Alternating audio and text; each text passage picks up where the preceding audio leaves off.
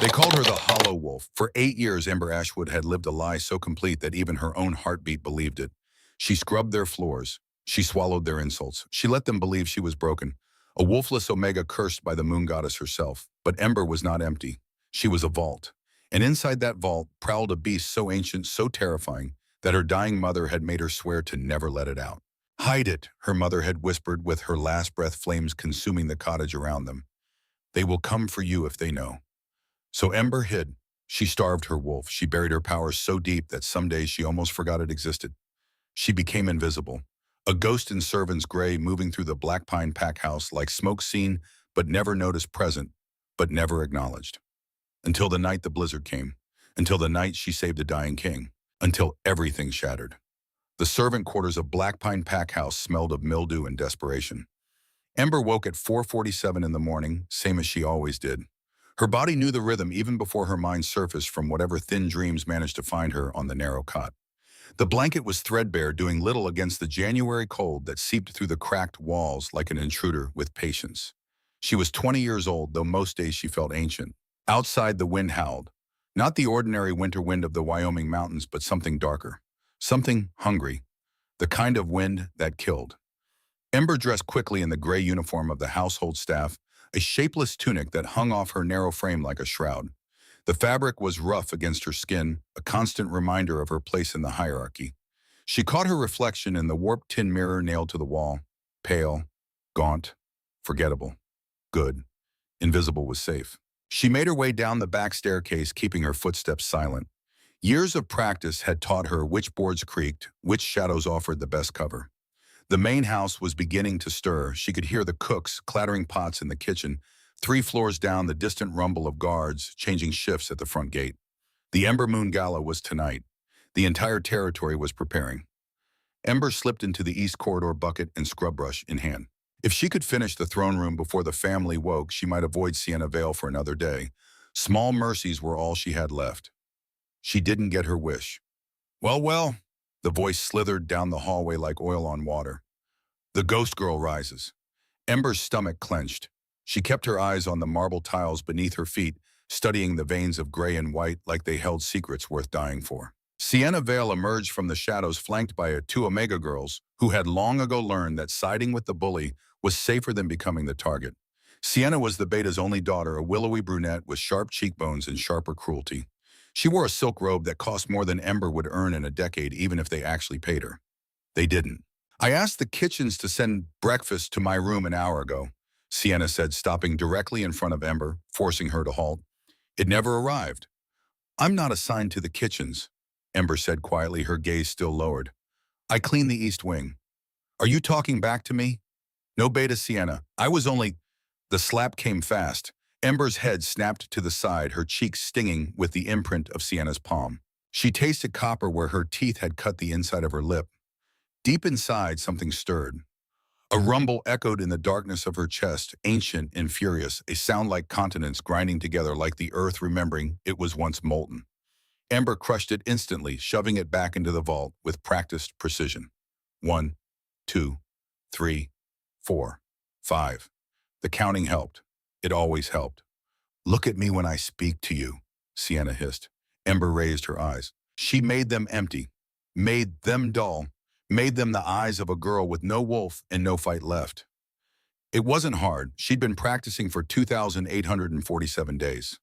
That's how long it had been since her mother died, since the night the flames took everything, since the night Ember locked the beast away and swore to never let it breathe again. Sienna smiled, satisfied by what she saw or didn't see in Ember's gaze. "Better. Now, since you clearly have nothing useful to do, you can clean my chambers.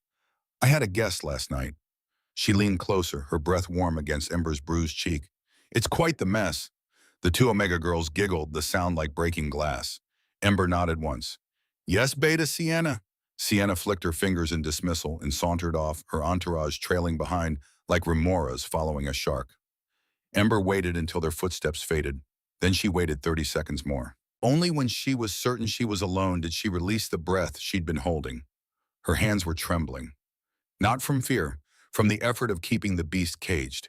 She looked down at her palms, rough, calloused, scarred from years of lye soap and boiling water and winters that bit deep. These hands had scrubbed 1,000 floors, had carried buckets that weighed more than she did, had touched nothing soft, nothing kind for so long that she sometimes wondered if she'd recognize gentleness if it found her. The silver wolf in her chest snarled. Ember shoved it down harder. Soon, she whispered to the empty hallway, just a little longer. But even she didn't know what she was waiting for. The blizzard came at noon. Ember was in the courtyard when the first flakes fell fat and heavy, like pieces of the sky giving up and falling to earth. Within minutes, the world turned white. Visibility dropped to 10 feet, then 5, then nothing but a wall of swirling snow that swallowed sound and sight and sense. The temperature plummeted, negative 40 degrees Fahrenheit, then negative 45. Ember should have gone inside, should have sought shelter with the other servants huddled around the kitchen fires waiting for the storm to pass. But Sienna had other plans. You missed a spot, she said, appearing like a demon summoned by spite. She pointed to the courtyard stones already buried under 3 inches of fresh snow. Clean it, now. Ember stared at the bucket of freezing water in Sienna's hand, stared at the scrub brush being thrust toward her, stared at the beta's daughter's face twisted with a cruelty so casual it didn't even recognize itself as evil. It's negative 45 degrees. Ember said the words coming out before she could stop them. Are you refusing my... I'll freeze. Then scrub faster. Sienna dumped the bucket of water across the stones. It began to freeze on contact, forming a slick layer of ice that would make the courtyard treacherous by evening, right before hundreds of guests arrived for the gala. Clean it, Sienna repeated, and don't come inside until every stone is spotless. She left. The 2 Omega girls didn't even look back. Ember stood in the courtyard snow already accumulating on her shoulders, her thin servant's dress doing nothing against the wind. She had no coat, no gloves, no hope that anyone would notice she was missing until morning if then. She knelt on the frozen stones. The cold bit through her dress, immediately sinking teeth into her knees, her shins every point of contact. Her hands turned red, then white, then started to go numb as she scrubbed. 1 stone, 2 stones, 3 stones. The wind shrieked. Snow piled higher. She couldn't feel her fingers anymore. This is how I die, she thought distantly. Frozen in a courtyard, scrubbing stones no one will ever see. That's when she heard it. A sound beneath the wind, beneath the howling storm. A whimper. Ember's head snapped up. Her senses sharper than any wolfless Omega had a right to possess, locked onto the direction. Northwest. Maybe 200 yards into the tree line that bordered the pack house grounds. Something was dying out there. She should ignore it, should keep scrubbing, should survive the night and count it a victory. But Ember Ashwood had learned a long time ago that she was spectacularly bad at doing what she should. She stood her knees screaming in protest, dropped the brush, and walked toward the sound. The forest swallowed her in 20 steps. The snow was waist deep in the trees. Ember pushed through it, her dress soaked her body, shaking so hard her teeth rattled. She couldn't feel her feet, couldn't feel her hands. The cold had stopped hurting and started just existing, a state of being rather than a sensation. Hypothermia. Some distant part of her medical knowledge whispered, "You have maybe 30 minutes before shutdown." She ignored it. The whimper came again, closer now. Ember stumbled over a buried root, caught herself against a pine trunk, kept moving. And then she saw him. The wolf. He was massive, easily 400 pounds of muscle and fur and fading life. His coat was midnight black, so dark it seemed to absorb the white around him, creating a void in the shape of a predator. But he wasn't hunting now. He was dying. A silver arrow protruded from his left shoulder, buried deep. The metal gleamed even in the storm's half-light, and Ember knew what it meant. Silver didn't just wound shifters, it poisoned them. The wolf's golden eyes found hers. Even through the pain, even through the death creeping into his veins, those eyes were aware. Intelligent. Ancient. He tried to growl a warning to stay back. It came out as a wheeze. Ember knelt beside him, snow soaking through her dress until she couldn't tell where the cold ended and her body began. She reached for the arrow. The wolf snapped at her fangs, coming within an inch of her throat. "I'm trying to help," she said. Her voice was steady. Strange that. Everything else was shaking, but her voice held firm. "You'll die if I don't get this out." The wolf stared at her. Something passed behind those golden eyes, calculation maybe. Or resignation. He lowered his head. Ember gripped the arrow shaft. The silver burned her palm, immediately blistering the skin. She ignored it, counted to 3 in her head. Pulled. The wolf's howl shattered the storm. The arrow came free, trailing black blood that steamed when it hit the snow. Ember threw it aside, pressing her hands against the wound to staunch the bleeding. The wolf thrashed, once his body convulsing. And then for just a moment, he wasn't a wolf anymore. The shift was involuntary, pain-driven. Ember caught a glimpse of a human arm, broad and scarred, before the wolf form snapped back into place. But she'd seen enough. This wasn't just any wolf. This was a shifter, and a powerful one. The wolf's breathing was shallow, rapid. His eyes were starting to glaze. The silver was in his bloodstream, now spreading. Ember looked back toward the pack house. She could barely see the lights through the storm. It was 1.2 miles. She'd measured it once years ago when she'd first learned the territory. 1.2 miles through waist-deep snow in a blizzard at negative 45 degrees, dragging a 400-pound wolf. She would die attempting it, probably. Okay, she said, to herself or to him or to whatever God-watched fools make fatal choices. Okay. She stood, her legs nearly giving out, staggered back to where she'd come from, following her own rapidly disappearing footprints. Found what she was looking for 10 yards back, a fallen branch thick and long enough. She dragged it back to the wolf. Then she took off her belt, the only piece of leather she owned, and fashioned a crude harness, looping it around the wolf's chest and tying it to the branch. The wolf watched her with those fading golden eyes. "This is going to hurt," she told him. "I'm sorry." She gripped the branch with both hands and pulled. The wolf was a dead weight of muscle and fur and dying warmth. Ember's feet slipped in the snow. She fell, got up, pulled again. Her shoulders screamed. Her hands, already numb, lost all feeling entirely. She pulled. 1 foot, 2 feet, 5 feet. The pack house was 6,336 feet away. Ember pulled. The storm raged. The wind tried to knock her down, tried to bury them both. Snow piled on her shoulders and her hair against her eyelashes until she had to keep blinking to see. She pulled. Her body stopped shivering. That was bad. She knew that was bad. The shivering was her body's attempt to generate heat. When it stopped, it meant the core temperature was dropping. Meant the shutdown was starting. She pulled. Somewhere around the halfway point, she started talking. Not to the wolf, he'd gone unconscious 300 yards back. To herself, to stay awake. "My mother's name was Luna," she said, her voice barely audible over the wind. "Luna Ashwood. She taught me about herbs, about healing. She said every plant has a purpose, even the poisonous ones. Especially the poisonous ones." Pull. "She died when I was 12. Fire. The whole cottage went up. They said it was an accident. Knocked over a lamp." Pull. "But I saw them. Through the smoke. 3 wolves, not rogues. Order." Pull. "She made me promise before the flames took her. Made me promise to hide. To never show them what I was."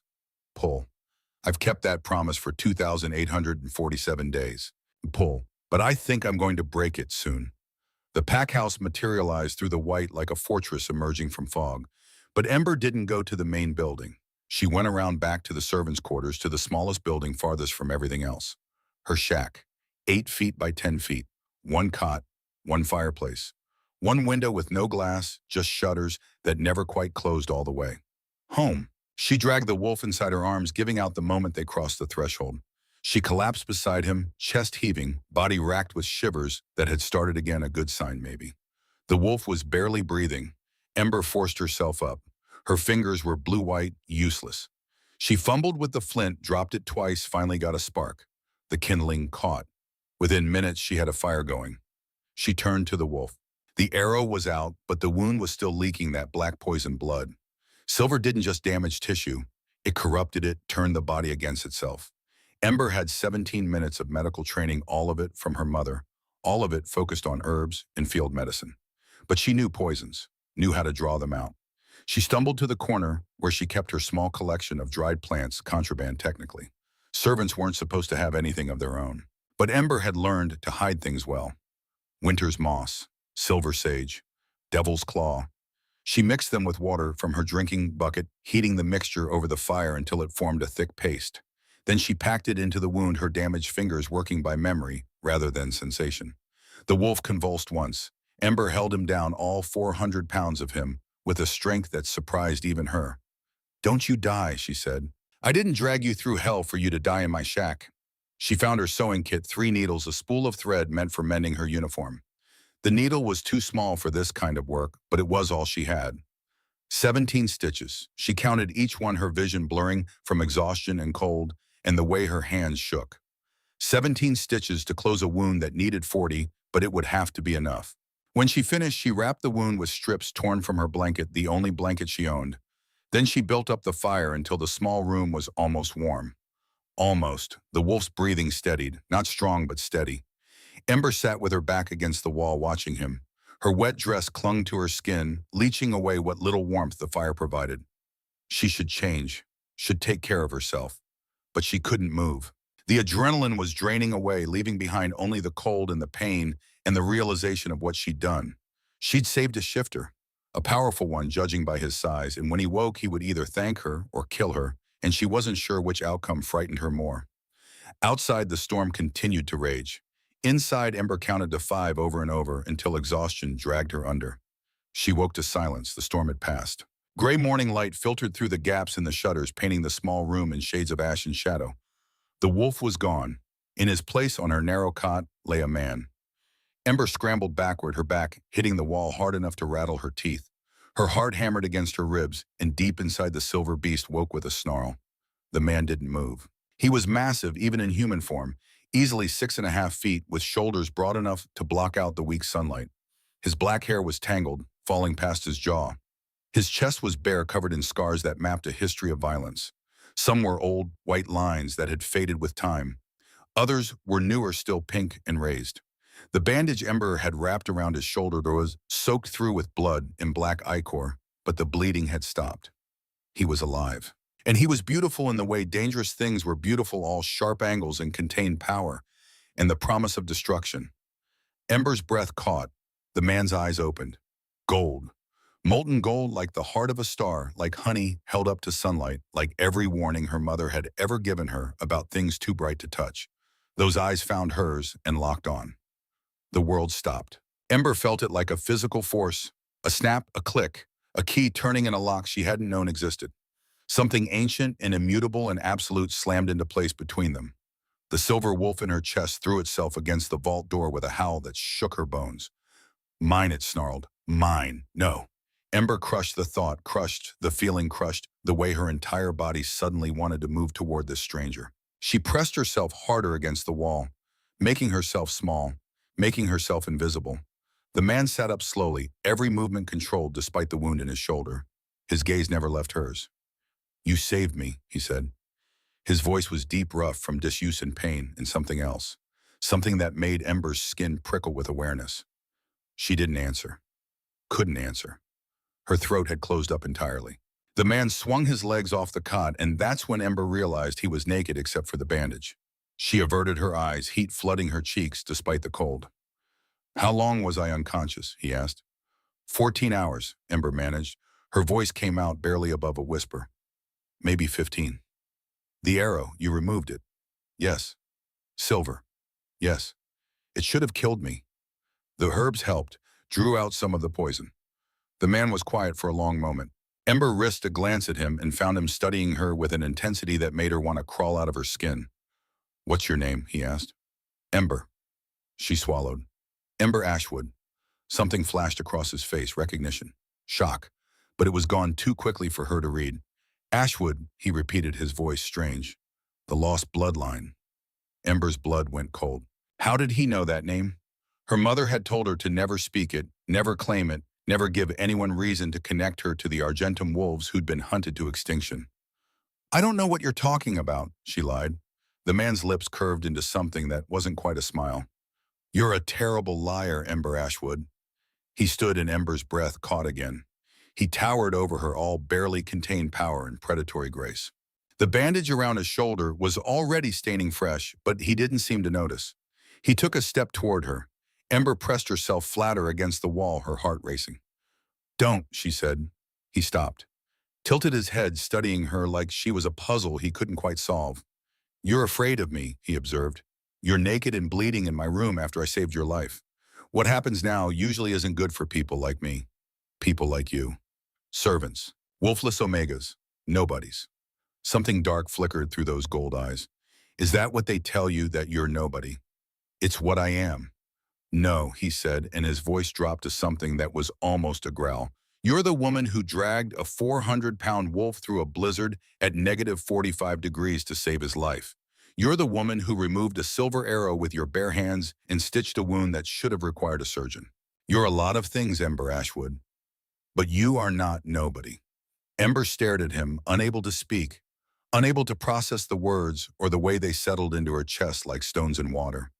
The man seemed to realize he was crowding her. He stepped back, giving her space. "I need to know why," he said. "Why did you save me? You didn't know who I was. You risked your life." Why? Ember thought about lying. Thought about giving him some noble answer about duty or kindness or the inherent value of life. Instead, she told him the truth. "Because nobody's ever saved me. And I thought, maybe if I saved you, it would prove that someone could, that someone would." The silence that followed was absolute. The man looked at her for a long moment, something unreadable moving behind his eyes. Then he did something Ember didn't expect. He knelt, put one knee on the floor of her shabby shack, and bowed his head, the gesture so incongruous with his size and power that Ember's mind couldn't make sense of it. "My name is Gray," he said quietly. "Gray Thornheart, Alpha King of the Northern Realm, and you, Ember Ashwood, have just changed the course of everything." Ember's world tilted. Alpha King. She'd saved the Alpha King. "I don't understand," she whispered. Gray raised his head, and the look in his eyes made her breath stop. "You're my mate," he said simply. "I felt the plane snap the moment I woke. Cedar and snow and something silver. You're mine, Ember, and I'm yours. Whether you're answered from it, you want me or not." The silver wolf in Ember's chest roared. And for the first time in 2,847 days, Ember Ashwood felt the vault door crack. Gray was still kneeling when the voices came. Loud, getting closer. Multiple people moving through the servants' quarters with purpose. "Search every room," a familiar voice commanded. "Cade Blackmore, the Alpha heir. The Alpha King's guard reported him missing after the ambush last night. If he's wounded, he might have sought shelter." Ember's eyes went wide. She looked at Gray, who had gone perfectly still. "You need to hide," she hissed. "No. They can't find you here. If they find the Alpha King in a servant's shack with me, I'm not hiding from anyone, Ember. You don't understand. They'll assume." The door slammed open. Cade Blackmore stood in the doorway, flanked by two guards. His gray eyes swept the room, landing on Gray, first naked wounded, kneeling before a servant girl, and then on Ember, pressed against the wall in her ruined dress. His face went through several expressions in rapid succession. Shock, confusion, and then something dark and possessive and furious. "What," Cade said slowly, "is going on here?" Gray rose to his full height. Even wounded, even naked, he radiated authority in a way that made Cade's guards instinctively step back. "I was ambushed," Gray said, his voice carrying the weight of absolute command. "6 assassins with the silver weapons. This woman saved my life." Cade's gaze slid to Ember. She saw the calculation happening behind his eyes, saw him putting pieces together in a way that would benefit him and destroy her. "Ember," he said, her name like a curse. "The wolfless Omega." "She's not," Gray started. "Your Majesty," Cade interrupted smoothly. "With all due respect, this servant has been under investigation. We have reason to believe she's involved in an attempt on Elder Corbin's life." Ember's stomach dropped. "That's a lie," she said. Cade pulled something from his pocket. Her servant's badge. "This was found at the scene. Elder Corbin was attacked in his chambers last night, throat nearly ripped out. He can't speak, but he identified his attacker." He looked at Ember, his smile cold. "You." "I was in the woods," Ember said desperately. "I was saving Convenient." Cade cut her off. "That you were conveniently absent during the attack. Conveniently found alone with the Alpha King.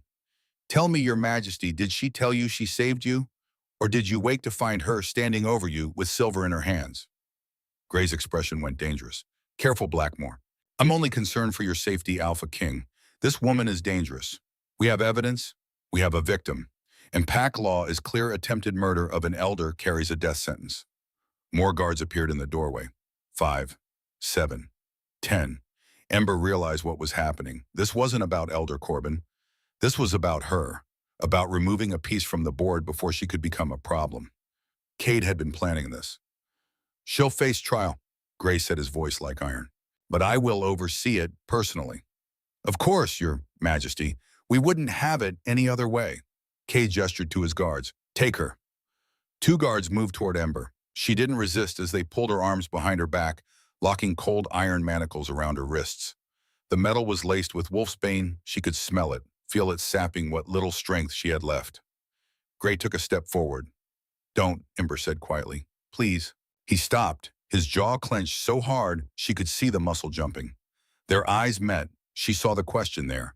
The offer. He could stop this. One word from the Alpha King and she'd be free. But at what cost? Ember shook her head minutely.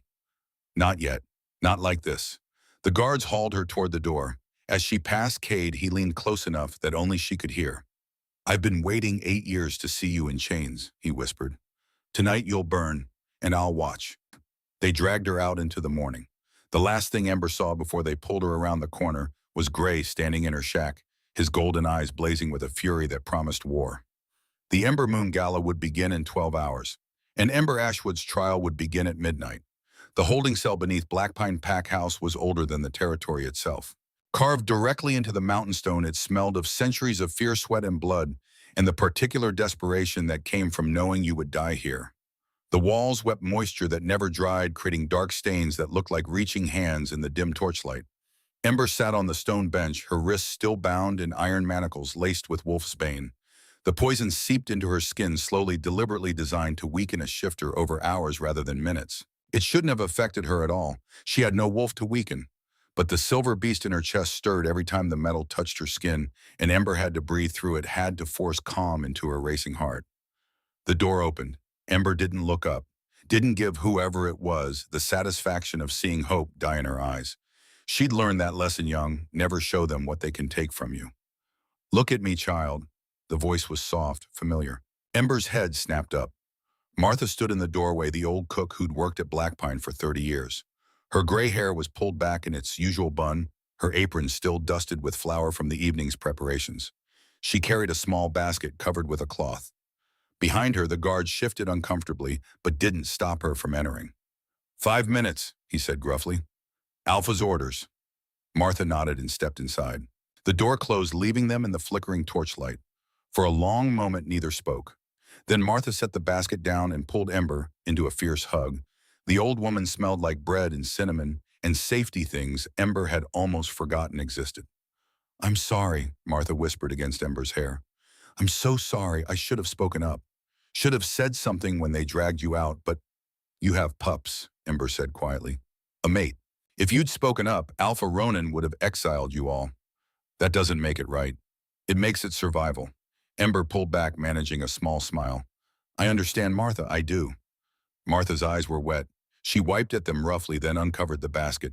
Inside was fresh bread, still warm, in a small flask. Eat, she commanded. They won't feed you before the trial. Want you weak.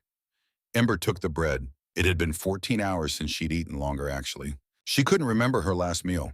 The bread was soft, still steaming slightly, and when she bit into it, she had to close her eyes against the sudden sting of tears. There's something else, Martha said, her voice dropping lower. Something you need to know. Ember looked up, bread halfway to her mouth. Your mother, Martha continued.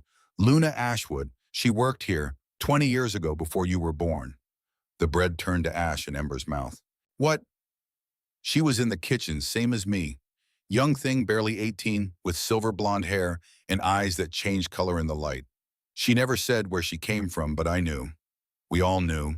She was running from something. Ember's hands were shaking. She set the bread down carefully, afraid she'd crush it. She stayed 2 years, Martha said. Then one day she was just gone, left in the middle of the night. But before she went, she came to me, made me promise something. The old cook reached into her apron pocket and pulled out a small piece of paper, yellowed with age, folded so many times the creases had worn thin. She said if anything ever happened to her, if I ever met a girl named Ember Ashwood, I should give you this. Martha pressed the paper into Ember's chained hands. She said to tell you the vault is not a prison. It's an armory. Martha paused, her expression darkening. There was one other thing she told me. She said there was a woman named Seraphine who'd helped hide you both when you were born. Ran an orphanage on the northern border. Your mother trusted her. Ember's breath caught. But after your parents died, Martha continued, Seraphine disappeared. Some say she joined the Order of the Pure Dawn. Some say she became their leader. The old woman's eyes searched Ember's face. I don't know if it's true, but if it is, the woman who saved you might be leading the people hunting you now. Ember stared at the paper in her hands. Her mother's handwriting faded but still legible. Her hands shook as she unfolded it. The message was short, just 3 lines. My dearest Ember, if you're reading this, I'm gone. The Order found me, but they didn't find you, which means you kept your promise. You hid. I was wrong to ask that of you. The power I told you to bury isn't a curse. It's a weapon. And weapons aren't meant to be hidden. They're meant to be used. When the time comes, and it will come, don't be afraid to open the vault. You were never meant to be a prisoner. You were meant to be a queen. All my loved mother, the paper slipped from Ember's fingers. 20 years. Her mother had written this 20 years ago knowing she would die, knowing what she was asking Ember to become. And Seraphine, the woman who'd pulled her from the flames, the woman who might now be leading the hunters. I don't understand, Ember whispered. Your mother was Argentum, Martha said gently, last of the silver bloodline, and that means you are too. I don't have a wolf, I'm broken. No, child, you're dormant. There's a difference. Martha leaned forward, her voice urgent. Your mother told me what happened the night she fled Blackpine. She was pregnant with you when the order came. They wanted to kill you both, said the bloodline had to end. But your father, Thomas Ashwood, a good man, a guardian, he got her out. They ran, lived in hiding for years. Until I was 12, Ember said numbly. Until the fire. The order found you, your parents died protecting you, and the trauma of watching them burn, it locked your wolf away. Defense mechanism. Your mind couldn't handle the power and the grief at the same time, so it chose survival. Ember looked down at her hands, the same hands that had dragged a 400-pound wolf through a blizzard, the same hands that had removed a silver arrow without flinching. Not the hands of someone broken, the hands of someone waiting. The Alpha King, Martha said, Grey Thornheart, your mother knew his family, said they were the only wolves powerful enough to stand against the order. When you saved him, she smiled, that wasn't coincidence, child. That was fate. The door opened. Time's up, the guard said. Martha stood quickly gathering the empty basket. She paused at the door looking back. Tonight, when they ask you to fight, she said quietly, don't be afraid to open the vault. Then she was gone. Ember sat alone in the cell, her mother's letter clutched in her chained hands, Martha's warning about Seraphine echoing in her mind. The silver beast in her chest stirred, and for the first time in 8 years, Ember didn't push it back down. She let it breathe. The second visitor came an hour later. This time Ember did look up when the door opened. Elder Corbin wheeled himself into the cell, his throat wrapped in fresh bandages, his weathered face pale. He was 68 years old, had served on the Blackpine Council for 40 years, and everyone in the territory respected. Everyone except Ember, because she could smell the lie. The guard closed the door, giving them privacy. Elder Corbin positioned his wheelchair facing her, his hands folded in his lap. For a long moment, he just stared at her. Then he reached up and unwrapped the bandages from his throat. The skin beneath was unmarked. No wounds, no scars, nothing. I'm sorry, child, he said, his voice perfectly functional. Ember said nothing, just waited. Sienna's father, Beta Marcus, he came to me 3 weeks ago, said he needed a favor, said there was a wolfless servant causing problems needed to be dealt with quietly. Elder Corbin's hands trembled. He offered me $50,000, said it was just to scare you, make you leave the territory voluntarily. I didn't know they'd make it a death trial. But you went along with it anyway, Ember said, her voice flat. I'm in debt, gambling. My daughter, she's sick, needs treatment I can't afford. Marcus said he'd pay her medical bills if I cooperated. So you let them frame me for attempted murder. I thought, he stopped, swallowed. I thought you'd just confess. Take exile. I didn't think you'd fight. Ember laughed. The sound was bitter, broken. Of course you didn't, because I'm nobody, a wolfless Omega. Why would I fight? That's not. It's exactly what you thought. Ember leaned forward, her chains rattling. Tell me something, Elder Corbin. Do you know what they're going to do to me tonight at the trial? He didn't answer. They're going to put me in the stone circle, in front of 500 witnesses. They're going to make me fight Cade Blackmore, a trained warrior who's killed 3 wolves in trials without breaking a sweat. And when he kills me, they're going to call it justice. She smiled, and there was nothing human in it. Does that seem fair to you? No, he whispered. Then why are you here? Because I saw your mother shift once, 20 years ago when she still worked in the kitchens. I was young then, just made elder. I was walking past the storage shed late one night and I heard something. Looked inside. His eyes went distant. There was a wolf in there, silver, 8 feet tall, eyes like molten gold, beautiful and terrifying. I ran, never spoke of it to anyone. He looked at Ember directly. When they brought you in, I saw your eyes. Just for a second, when the manacles touched your skin, they flashed silver. Ember's breath caught. You're Argentum, Elder Corbin said. which means if you're going to survive tonight, you need to stop hiding. Why are you telling me this? Because $50,000 isn't worth watching a child burn for crimes she didn't commit. He straightened in his wheelchair. I'm going to tell them the truth. Before the trial starts, I'm going to confess that Marcus paid me, that there was no attack, that you're innocent. They'll exile you, strip your title, maybe kill you. Probably, he smiled sadly. But I'm 68 years old. I've lived long enough as a coward. Time to die as something better. The door opened before Ember could respond. Two guards entered, not the regular Black Pine enforcers. These wore black tactical gear, moved with predatory precision. The insignia on their shoulders was a silver crown over crossed swords. Onyx Guard, the Alpha King's personal security. Elder Corbin, the lead guard said, his voice polite but cold. You're needed in the council chambers. Now. The old man looked at Ember one last time, mouthed two words, be ready. Then he wheeled himself out. The guard who remained looked at Ember. His face was impassive, but something flickered in his eyes. Respect, maybe, or pity. The Alpha King requests your presence, he said formally. Ember blinked. What? He's invoking the right of consultation. As the presiding authority over your trial, he's permitted a private interview with the accused before proceedings begin. It's not a request. Two more guards entered. They unlocked her cell door, though they left the manacles on her wrists. The wolf's bane had been burning for hours now, leaving her skin blistered where the metal touched. They led her through quarters she'd never seen before, the parts of the pack house reserved for visiting dignitaries, for wolves who mattered. The walls were smooth stone instead of rough-hewn rock, torches and silver sconces instead of crude wooden holders, tapestries depicting the history of Black Pine territory, all blood and glory, and wolves running beneath full moons. They stopped at a door carved from dark wood inlaid with silver that formed the shape of a crown. The guard knocked once. Enter, came Gray's voice from within. The door opened. The room beyond was some kind of study, floor-to-ceiling bookshelves, a massive desk carved from a single piece of oak, windows that overlooked the mountains. A fire roared in a hearth large enough to stand in. Gray stood by the window, his back to the door. He'd changed since this morning, wore black tactical pants and a dark shirt that did nothing to hide the bandage still wrapped around his shoulder. His black hair was pulled back, revealing the sharp lines of his jaw, the brutal scar that ran from his left temple to his chin. He didn't turn around when they entered. Leave us, he said. The guards hesitated. That's an order. They left, closing the door behind them. Silence filled the room like water filling a well.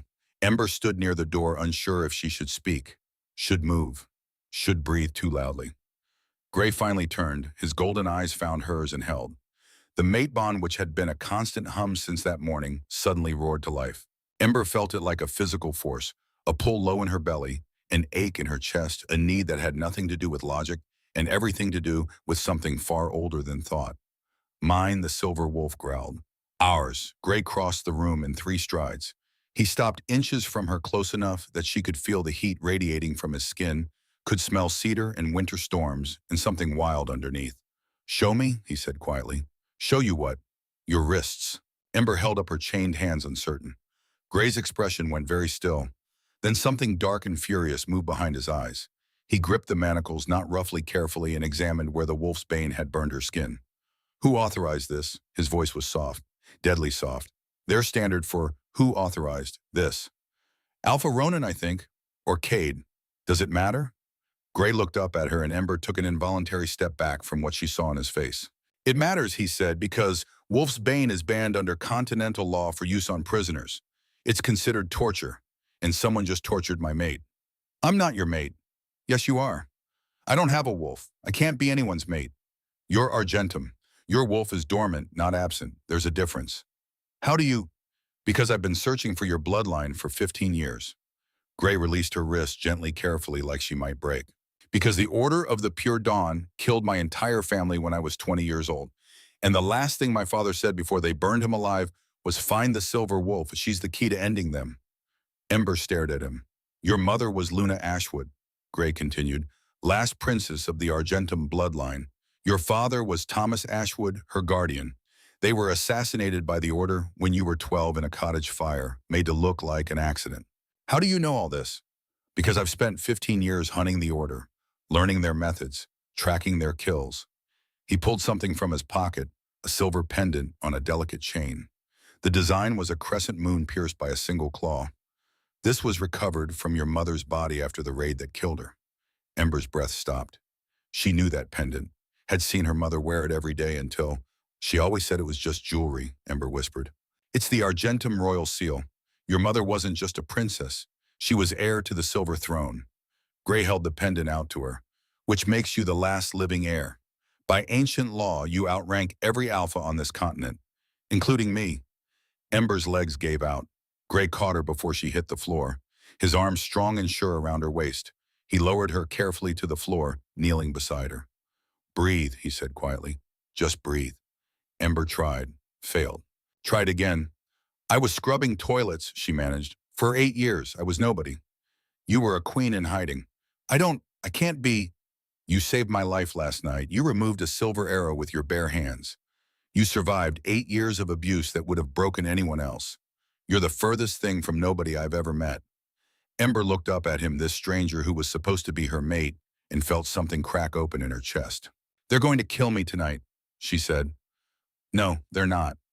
Cade challenged me to trial of Fang. I can't shift, can't fight. I'll die in the first minute. Then shift. I can't. You can. Gray reached out, cupping her face with one large hand. His touch was gentle, despite the calluses, despite the scars. The vault isn't a prison, Ember. It's an armory. Your mother was right. How did you— Martha told my guard. Who told me? He smiled slightly. You have allies you don't know about. It doesn't matter. Even if I could shift, even if I survive the trial, the order will come. They always come. Let them. Gray's voice went hard. I've been preparing for war with the order for 15 years. Let them come. We'll end them. Just like that. Just like that. Ember searched his face, looking for the lie, the angle, the trap. Found nothing but brutal honesty and a rage that matched her own. Why are you doing this? She asked. We've known each other less than a day. I know you saved my life when you had every reason to let me die. I know you counted 17 stitches in the dark because you're thorough even when you're freezing to death. I know you've survived things that should have killed you and came out kind anyway. He paused. And I know you're my mate. That's enough. The silver wolf in Ember's chest howled. I'm afraid, she whispered. Good. Fear keeps you alive. Gray stood, pulling her up with him. But don't let it keep you small. He fastened the pendant around her neck. The silver was warm against her skin, warmer than it should be, like it recognized her. Tonight, Gray said, when they put you in the stone circle, when Cade comes for you, I need you to make a choice. Die with the secret, or break the vault. If I shift, if they see what I am, then everyone will know you're Argentum. The order will mobilize. Every wolf who wants the royal bloodline dead will come for you. Your life will never be simple or safe again. And if I don't, you die, and the last Argentum dies with you, and the order wins. Ember touched the pendant at her throat, felt her mother's presence in the metal and the weight of it. You were meant to be a queen. How long do I have? She asked. Gray glanced at the window. The sun was setting, painting the mountains in shades of blood and gold. 4 hours. They came for her at 11:45, 15 minutes before midnight, 15 minutes before the trial. The stone circle was an ancient arena carved into the cliffs behind the pack house. It had been here longer than Black Pine territory, longer than anyone could remember. The stones themselves were massive, 20 feet tall, arranged in a perfect circle, 200 feet in diameter. Runes were carved into the rock, old magic that predated written language. This was where wolves had settled disputes for thousands of years. This was where Ember would fight for her life. The guards led her through a tunnel that opened directly into the arena floor. The moment she stepped onto the packed earth, the sound hit her. 500 voices, maybe more. Every wolf in Black Pine territory had come. Alphas sat in the elevated seats carved into the cliff face. Betas filled the middle tiers. Omegas crowded the standing sections. Even the servants were here, pressed against the back wall. Everyone wanted to watch the wolfless Omega die. Torches ringed the arena, casting dancing shadows across the stones. The full moon hung overhead, fat and silver, illuminating everything with a cold light. Ember walked to the center of the circle. The guards removed her manacles. Her wrists were raw, blistered, the skin around the burns an angry red. But she could move her hands again, could feel her fingers. Small mercies. Across the arena, a door opened. Cade Blackmore stepped out. He was already shifted, a massive gray wolf, easily 400 pounds of muscle and teeth, and practiced violence. His shoulders were scarred from 12 previous trials. His eyes were flat empty of everything except the anticipation of a kill. He'd killed 3 wolves in this circle. All of them had been trained warriors. Ember was a servant who'd never thrown a punch in her life. The crowd knew it. The betting pools had closed at 200 to 1 odds that she'd survive the first minute. Alpha Ronan stood from his seat on the highest tier. His voice carried across the arena without effort, enhanced by the acoustics of the stones. Ember Ashwood, he called, you stand accused of attempted murder of Elder Corbin. The evidence against you is substantial. The victim himself has identified you. Do you have anything to say before trial of Fang begins? Ember opened her mouth. I do. The voice came from the Alpha's section. Gray Thornheart stood, and the entire arena went silent. He wore formal armor, now black and silver, the crest of the Northern Realm emblazoned on the chest. 6 of his onyx guards stood behind him, perfectly still, perfectly lethal. This trial is under my jurisdiction, Gray said, his voice carrying the weight of absolute authority. As Alpha King, I have the right to examine evidence before execution. I invoke that right now. Alpha Ronan's face tightened. Your Majesty, the evidence is... I didn't ask for your opinion. I stated my authority. Gray's golden eyes swept the arena. Elder Corbin, stand. A commotion in the Elder section. Corbin wheeled himself forward, his bandages still wrapped around his throat. Remove the bandages, Gray commanded. Corbin hesitated, then slowly unwrapped them. The crowd gasped. His throat was unmarked. Tell them, Gray said quietly. Corbin's voice shook, but it carried. I lied. There was no attack. Beta Marcus paid me $50,000 to frame Ember Ashwood. He wanted her gone, said she was causing problems. I wrapped my own throat, faked the wounds. She never touched me. The arena erupted, shouts, accusations. Ronan surging to his feet, his face purple with rage. This is absurd, Ronan bellowed. The old man is clearly confused, coerced. Are you calling me a liar? Gray's voice cut through the noise like a blade. Are you suggesting I coerced an elder of your own pack? Silence fell. Gray descended from the Alpha section, each step deliberate, until he stood at the edge of the arena floor. By continental law, he said, a confession of false testimony voids the trial. Ember Ashwood is innocent. Release her. No. Cade's voice, still in wolf form, came out as a growl shaped into words. He prowled forward, massive and menacing. She still has to face me, he snarled. There's another charge. Another trial. Gray went very still. What charge? A blood law, mating contract. Cade shifted back to human form, unconcerned with his nakedness. He pulled a rolled parchment from a guard's hand and threw it at Gray's feet. Signed by my father, Alpha Ronan. Signed by Luna Ashwood. Witnessed by 3 elders 20 years ago. Ember Ashwood was promised to me as my mate when she came of age. Ember's world tilted. No, that couldn't be. Gray picked up the parchment. Read it. His expression never changed, but something dangerous flickered in his eyes. This contract, he said slowly, claims Ember was promised at age 2. Correct. Blood law states such contracts are voidable if proven fraudulent or if the contracted party wins trial by combat against the contract holder's champion. Also correct. Awesome. Cade smiled. I choose myself as champion. Trial of Fang. If she wins, the contract is void. If she loses, his eyes raked over Ember like she was meat. She comes back to Blackpine as my mate. The crowd roared approval. Gray looked at Ember. She saw the question in his eyes. The offer. One word from him and this ended. He could claim her as his mate right now, void the contract through King's right. But that would make her his property, would take the choice from her hands, would make her exactly what she'd been for 8 years, something owned. Ember shook her head slightly. I fight. Gray's jaw clenched, but he nodded. The trial stands, he announced, under my oversight, Cade Blackmore against Ember Ashwood. Trial of Fang to yield incapacitation or death. He walked to where Ember stood, his back to the crowd. You don't have to do this, he said low enough that only she could hear. Yes, I do. He'll kill you. Maybe. Ember touched the pendant at her throat, felt its warmth. Or maybe I'll remember how to fly. Gray stared at her for a long moment. Then he did something that shocked the entire arena. He knelt, put one knee on the ground in front of a servant, in front of 500 witnesses, and bowed his head. Fight well, my queen, he said quietly. Then he stood and walked back to the Alpha section. Cade was already shifting muscles, rippling bones, cracking into new configurations. Within seconds, the massive gray wolf stood across from her lips, pulled back in a snarl. Alpha Ronan raised his hand. Begin! Cade lunged. Ember closed her eyes and opened the vault. The shift was not painful, it was liberation. 8 years of suppression, 8 years of starvation, 8 years of chains wrapped so tight around her soul that she'd forgotten what it felt like to breathe without permission. All of it crumbled in a single heartbeat.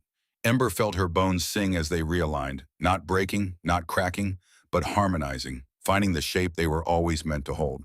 Her skin rippled as fur erupted across her body, liquid mercury flowing over muscle and sinew. She grew up, 7 feet at the shoulder, then 8, then 9. The world tilted as her perspective changed. Everything became sharper, clearer. The torchlight was suddenly too bright, each flame a small sun. The scent of 500 wolves crashed over her like a wave. Fear, excitement, bloodlust, and underneath it all, one scent that called to her like a beacon. Cedar and winter storms and home. Her mate, Cade's charge faltered. The massive gray wolf that had been lunging for her throat skidded to a halt 10 feet away, his eyes going wide with something Ember had never seen in them before. Terror. The arena went silent. 500 wolves and not one of them breathed.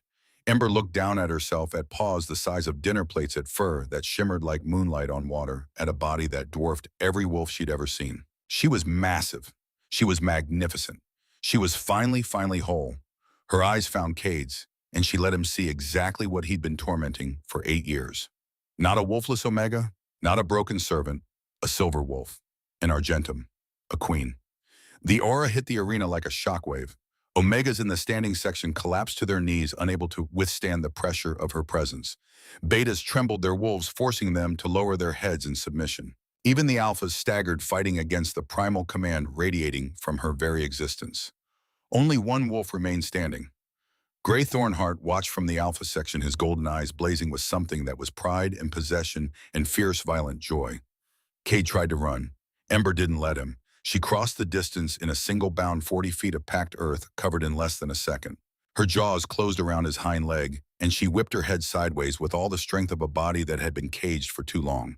The snap of breaking bone echoed through the stone circle. Cade's howl split the night. He tumbled across the arena floor, crashed into the stone wall with a sickening crunch. 3 ribs broke on impact, maybe 4. Ember stalked toward him, each step deliberate, unhurried.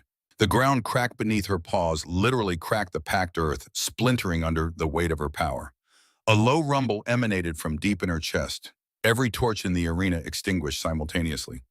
500 wolves flattened against the ground, instinct overriding pride, survival, overriding everything. The sound Ember made wasn't a growl. It was older than that, deeper. The sound of tectonic plates shifting. The sound of mountains being born. The sound of a goddess remembering she was divine. Cade shifted back to human form, his broken leg twisted at an unnatural angle, blood pouring between his fingers where he clutched his ribs. His face was chalk white, his eyes wide and wet with tears he couldn't stop. "Please," he whimpered. "Please, I yield. I yield." Ember loomed over him, this boy who had made her life a nightmare for 2,847 days. This boy who had kicked her, spat on her, told her she was nothing. This boy who had watched her scrub floors until her hands bled and smiled while he did it. She could kill him, should kill him by the laws of the trial. He'd come at her intending murder. She had every right.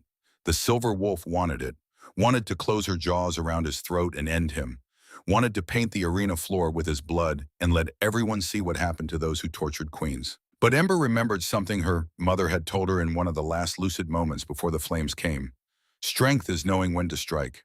Wisdom is knowing when not to. Ember opened her jaws and roared. The sound shook the mountain itself.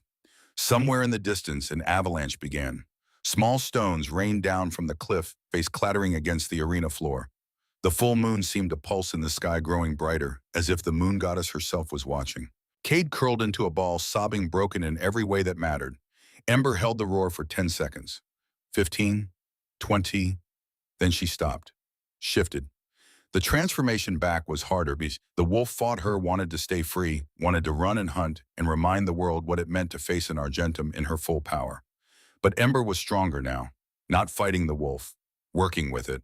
They were one. She stood naked in the center of the stone circle, her silver hair falling past her shoulders, her body marked with scars from 8 years of abuse. Steam rose from her skin in the cold night air. She looked at Cade, this pathetic creature who'd once seemed so large, so powerful. You were right about one thing, she said, her voice carrying across the silent arena. Nobody came to save me. She let a flicker of gold-silver ignite in her eyes. I saved myself. Then she turned her back on him, the ultimate dismissal, and walked toward the Alpha section where Gray stood. Someone moved. A guard. No, not a guard. Too fast. Too precise. The assassin came from the shadows behind Alpha Ronan's seat, dressed in white with a sun mask painted gold. Order of the Pure Dawn. The blade in his hand was silver curved, designed for one purpose: execution. He moved like water, like smoke, covering the distance between the Alpha section and the arena floor in 3 heartbeats.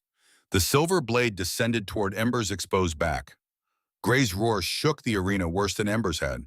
He vaulted over the wall, shifting mid-air, landing between Ember and the assassin in full wolf form, a massive black beast nearly as large as Ember's silver. His jaws closed around the assassin's wrist, and he whipped his head with brutal efficiency. The hand still clutching the blade flew 20 feet. The assassin screamed. Then Gray's Onyx Guard poured into the arena like a black wave. 6 warriors in tactical gear, moving with lethal precision. They surrounded Ember in a protective circle, weapons drawn, but more white-robed figures were emerging from the crowd. 5, 10, 20. They'd been hiding among the spectators, waiting for this moment, waiting for Ember to reveal herself. Ambush! Someone screamed. The arena erupted into chaos. Order warriors attacked in coordinated strikes. Silver weapons, suicide tactics, focused entirely on one target: Ember. Gray shifted back to human blood on his mouth, fury in his eyes. Get her out of here, he snarled at his guard captain. No, Ember said. That's not a request. I said no. She shifted again, faster this time, the transformation taking less than 5 seconds. The silver wolf emerged with a snarl that sent 3 order warriors stumbling backward. If they wanted her, they could have her. Just not the way they expected. Ember launched herself at the nearest attacker, a woman in white robe, sun mask covering her face, silver short sword already swinging. Ember's claws raked across the woman's chest, shredding robes and flesh. The woman went down, didn't get up. 2 more came at her from the left. Ember spun, using her tail like a club, sending one flying into the stone wall. The second got close enough to slash her flank, a burning line of silver fire. Ember yelped, then clamped her jaws around his shoulder and threw him 15 feet straight up. He came down wrong. The Onyx Guard engaged the remaining attackers with brutal efficiency. These weren't ceremonial warriors. These were Gray's personal killers, chosen for skill and ruthlessness. Within 90 seconds, half the Order warriors were down, but more kept coming. They poured through the spectator sections, throwing off cloaks and coats to reveal white robes underneath. 30, 40, this wasn't an ambush. This was an army. Ember, Gray's voice cut through the chaos. The tunnel. She saw it, the entrance she'd come through, now blocked by 5 Order warriors. But beyond them, the tunnel led away, led to possible survival. Ember hesitated. Running was survival. Staying was suicide. But running meant they'd follow. Meant leading them straight to Gray's territory, to Stoneheart Fortress, to everyone who'd helped her. No, she'd spent 8 years running, 8 years hiding. She was done. Ember planted her massive paws and let the silver wolf's power flood through her completely. No holding back, no reservations. She reached deeper than she'd ever gone, past the vault, past the wolf, into the core of what she was. And she found something waiting. Not a wolf, not even a beast. A goddess. The moon goddess herself had left a piece of divinity in the Argentum bloodline, a gift from the first silver wolf who'd walked the earth 3,000 years ago. It slept in most Argentums dormant, waiting for the moment when it was needed most. Ember needed it now. She opened herself to it completely. Her eyes changed, not gold, not silver, but pure white, blazing like twin moons, like the heart of stars. Light erupted from her body. Not fire, not flame. Pure condensed moonlight, silver and terrible and beautiful. The temperature in the arena dropped 30 degrees in 3 seconds. Frost formed on the stone walls. The breath of 500 wolves turned to mist. The Order warriors closest to Ember screamed, shielding their eyes, stumbling backward. Ember raised her head and howled, and the sound carried, the goddess's voice layered, echoing infinite. The moonlight intensified.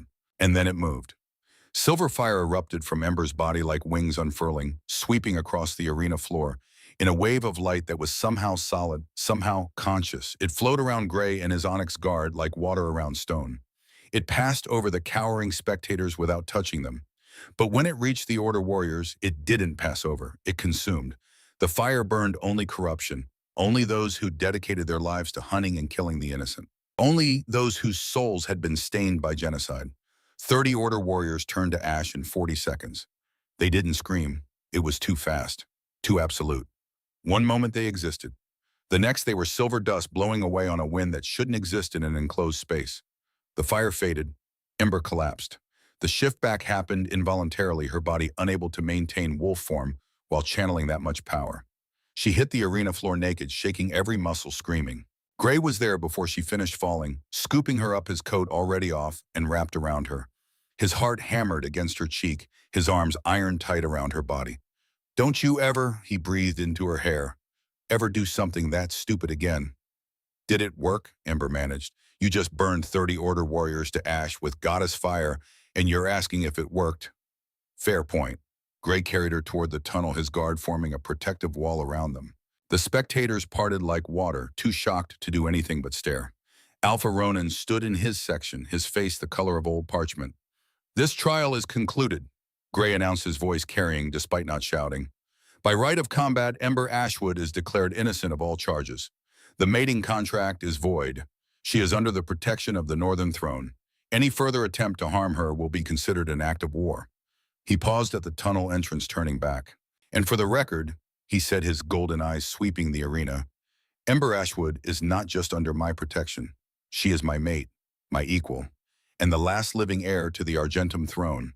By ancient law, she outranks every wolf in this territory, including your Alpha.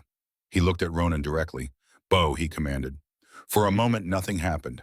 Then Alpha Ronan, leader of Black Pine territory for 30 years, proud and cruel and vicious, dropped to one knee. One by one, every wolf in the arena followed.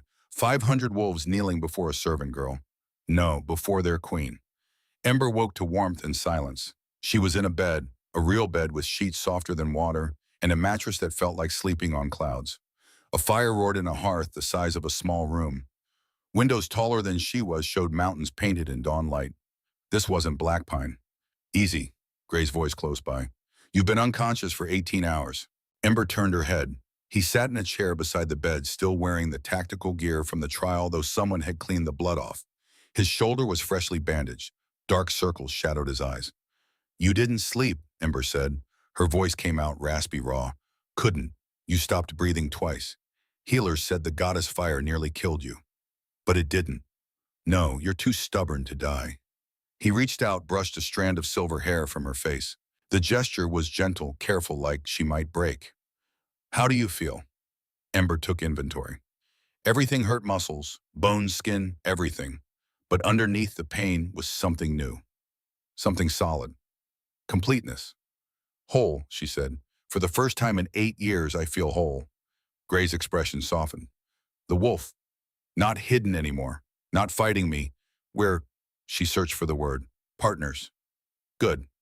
He stood, moving to a table where a tray waited, covered dishes, steam rising. You need to eat. Healer said you burned through 5,000 calories channeling that much power. Your body's been cannibalizing muscle mass to compensate. He brought the tray to the bed, and Ember's stomach growled at the smells. Roasted meat, fresh bread, something sweet and fruity. She ate like she was starving. Because she was. Gray watched in silence, just the barest hint of a smile playing at his lips. Where are we? Ember asked between bites. Stoneheart Fortress, my home. You're safe here. What happened after I passed out? I carried you to the helicopter. Flew here immediately. My healers have been working on you ever since. He paused. Black Pine's in chaos. Alpha Ronan tried to claim you were possessed, that what everyone saw wasn't real. Nobody believed him. Half his pack is demanding he step down. And Cade, healing slowly, his leg will never be right. Gray's smile turned sharp. He'll limp for the rest of his life. Every step will remind him what happens when you torture queens. Ember set down her fork. I'm not a queen. Yes, you are. I'm a servant with a fancy bloodline. You're the last Argentum heir. You channeled goddess fire. You made 500 wolves kneel. Gray leaned forward. Whether you claim the title or not, you're a Queen Ember. The only question is what kind of queen you'll be. Ember looked out the window at the mountains, at the vast territory spread below. Somewhere out there, the Order was regrouping. Somewhere out there, wolves were deciding if she was a threat or a savior. Somewhere out there, her mother's ghost was watching. And somewhere, a woman named Seraphine, who'd once saved Ember from flames, might be leading the hunt. I don't know how to be a queen, she admitted quietly. Neither did I when I became king at 20. I learned. Gray reached out, took her hand. His palm was warm, calloused, solid. And you won't be alone. You have me, my guard, allies in territories you don't even know about yet. Wow, Ember met his eyes. We've known each other barely 2 days. You could walk away, find another mate. Gray was quiet for a long moment. Then he stood, walked to the window, and looked out at his territory. I was 20 years old when the order came, he said, his voice distant. They killed my father first. Made my mother and sister watch. Then they killed my mother. Made my sister and me watch. My sister was 12. She begged them to take her instead of me. Told them she was more valuable because she was younger, could give them more information. His hands clenched on the windowsill. They burned all three anyway. I survived because my father's beta threw himself on top of me, shielded me from the flames until the guard could arrive. By the time they put the fire out, my family was ash. Ember's heart clenched. The last thing my father said, Gray continued, was, find the silver wolf. I didn't understand. Spent 15 years trying to figure out what he meant. Hunted every lead, every rumor, every whisper about Argentum survivors. He turned back to her. And then a servant girl dragged me through a blizzard to save my life. A servant girl who wasn't supposed to have the strength, wasn't supposed to have the knowledge, wasn't supposed to care enough to risk hypothermia for a stranger. Gray crossed back to the bed, knelt beside it. You asked why I'm doing this. This is why. Because you're what my father died trying to find. Because you're the weapon that can end the order. Because the moment I saw you in that shack with your hands blistered from silver and your eyes trying so hard to be empty when they were full of fire, I knew. Knew what? That I'd burn the world to keep you safe. The mate bond, which had been a steady hum since the trial, suddenly blazed. Ember felt it like a physical force, not a compulsion, not a loss of agency, but an amplification of something that was already there. The pull toward him, the rightness of his presence, the way her wolf settled when he was close. I'm terrified, she admitted. Of what? Of being someone's again, of losing myself in the bond, of becoming property instead of partner. Gray's expression went fierce. You will never be my property. I don't want a possession. I want an equal. How do I know that? Because I'm about to prove it. He stood, helped her to her feet, and led her through a door carved with silver wolves running beneath a full moon. The room beyond was a throne room smaller than Black Pine's, but infinitely more elegant. Black stone walls, silver veins running through them like frozen lightning. A massive fireplace. And at the far end, on a raised dais, 2 thrones, identical in size, identical in design, side by side, not one in front of the other. This is the throne room of the Northern Realm, Gray said. For 200 years, there's been only one throne. I had the second one made yesterday. Ember stared at him. I felt the bond snap the moment I woke in your shack, he continued. I knew who you were before you told me your name. I don't want a queen consort, Ember. I want a co-ruler.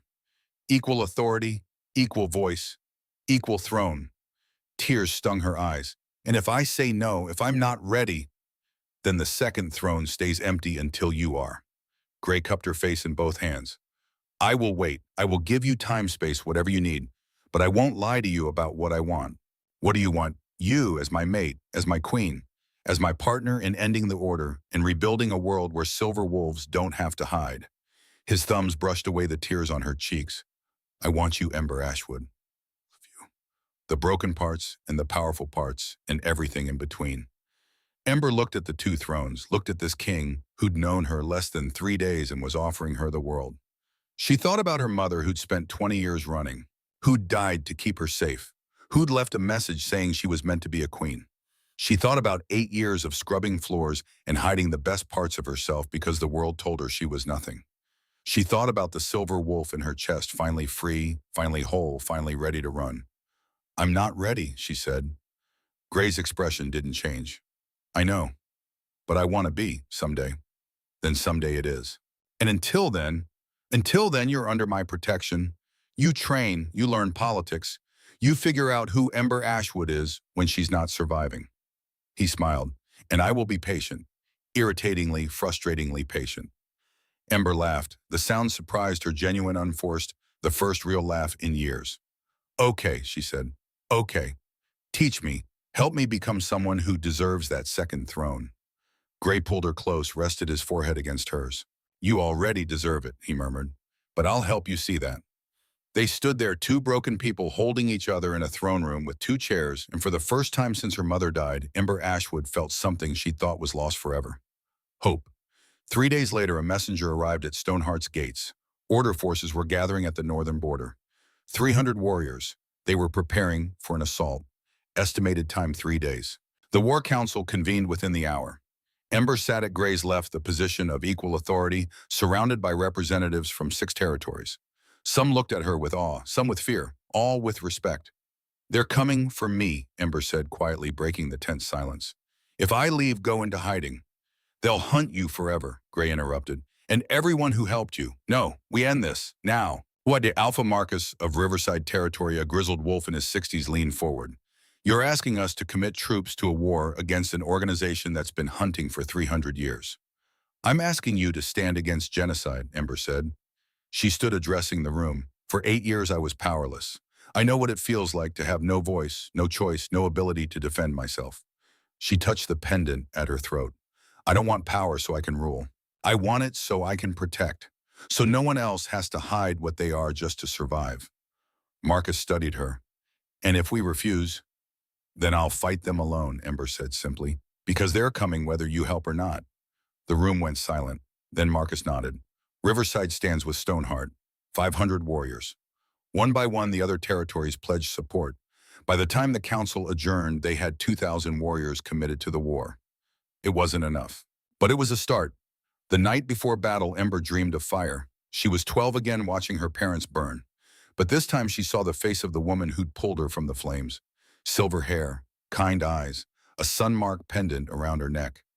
"Run, little one," the woman had whispered. "I'll keep you safe." Ember woke gasping. She knew that face. Mother Seraphine, the woman who'd saved her. The woman who, if Martha's warning was true, now led the order hunting her. 3 days later, the order came. They came at dawn, 300 warriors in white robes with sun masks painted gold.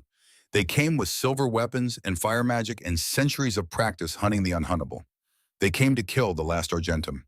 They found an army waiting, 2,000 wolves from 6 territories arranged in defensive formations, armed with steel and strategy and absolute fury. At their head, standing on the fortress wall, a silver-haired queen who'd spent 8 years learning to hide and 3 days learning to fight. Ember Ashwood looked down at the order forces and smiled. It was not a kind smile. "You should have left me in the kitchen," she said, her voice carrying across the battlefield with unnatural clarity. "You should have let me scrub floors and live my small, invisible life." She shifted the transformation, taking 3 seconds, the massive silver wolf appearing where the small woman had stood. "But you didn't, and now you're going to learn what happens when you wake a sleeping goddess." She threw back her head and howled. 2,000 wolves howled with her. The battle began. The fighting raged for 3 days. On the dawn of the 4th day, Ember stood on the fortress wall, surveying the carnage below. 200 Order warriors lay dead. Her alliance had lost 300 wolves, but the Order kept coming. And at their head, on a white horse, sat a woman Ember recognized. Silver hair, sun mask. But when she removed it, the face beneath was kind, weathered, sad. Mother Seraphine. "I knew you'd remember me," Seraphine called across the battlefield. Her voice carried, enhanced by magic. "The girl I pulled from the fire. The girl I loved like a daughter." Ember shifted, the silver wolf appearing on the ramparts. Her voice, when it came, was layered with divine power. "Then why are you trying to kill me?" "Because I love you enough to save the world from you." Seraphine dismounted, walked forward alone, unarmed. "The prophecy says an Argentum will burn the world clean. Remake it in silver fire. I've seen what that means, Ember. I've read the histories. 10,000 wolves dead, packs destroyed, families torn apart. That was Morrigan 400 years ago. I'm not her. Not yet." Seraphine stopped 50 yards from the wall. "But goddess fire corrupts. The more you use it, the more it burns. Eventually, you won't be able to tell innocent from guilty. You'll burn everything." Ember felt Gray's presence beside her, his black wolf matching her silver. "She's lying," he said low enough only Ember could hear, "trying to justify genocide." But Ember saw something in Seraphine's eyes. Not malice, fear. "I don't want to kill you," Ember said. "I just want to be left alone." "I know, child, I know." Seraphine's smile was broken. "That's why I have to stop you, before you become what you're destined to be." She raised her hand. 50 Order warriors stepped forward, silver arrows knocked. Fire. The arrows flew. Ember didn't move. The silver fire erupted from her body, forming a shield that vaporized the arrows mid-flight. But this time she controlled it, shaped it, made it precise. The fire swept across the battlefield, not burning, not destroying, illuminating. Every Order warrior whose soul was stained with innocent blood began to glow silver. 30 of them, out of 200. The rest remained dark. You see, Ember's voice echoed, your order isn't pure. 30 of your warriors are murderers. The rest are just soldiers following orders. I can tell the difference.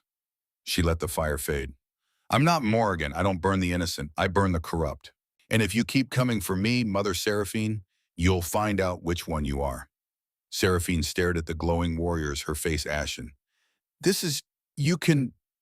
I can see souls. Ember shifted back to human, standing naked and unashamed on the wall. Gray immediately draped his coat over her shoulders. The goddess gave me her eyes. And what I see in you, Mother, isn't evil.